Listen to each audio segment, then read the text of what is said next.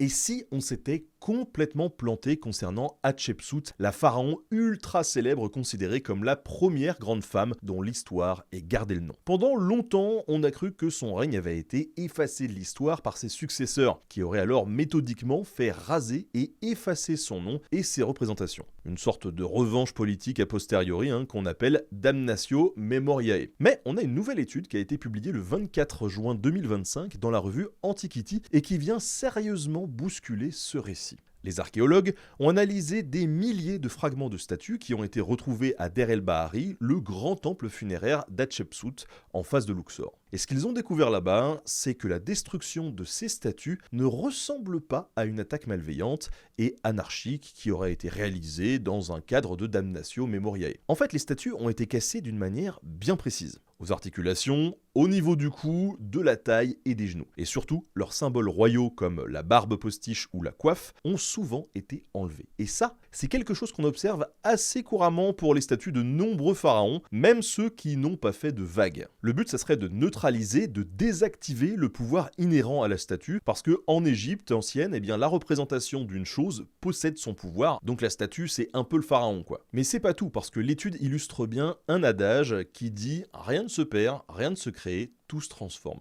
Même les statues des monarques précédents qui sont déplacées, désactivées, abandonnées ou réutilisées par les suivants. Par exemple, elles ont pu être intégrées dans des maisons de pierre ou dans les remblais qui ont servi à bâtir le temple de Thoutmôsis III lui-même. On est quand même loin de l'acte unique de vengeance royale, mais plus sur une sorte de logique de récupération et de réemploi qui était très courante à l'époque. Alors attention, ça ne veut pas dire que tout est dû à la désactivation et à la récup. Le chercheur, il précise quand même que certains gestes ont probablement été motivés par une volonté de faire disparaître l'héritage d'Hatshepsut. Et là, c'est juste qu'ils expliquent pas toutes les destructions. Finalement, cette découverte, elle nous oblige à revoir notre regard sur cette histoire, parce que c'était peut-être pas simplement un homme voulant effacer une femme du pouvoir, mais un mélange bien plus nuancé entre symbolisme, réutilisation des ressources et peut-être un petit peu de jalousie quand même.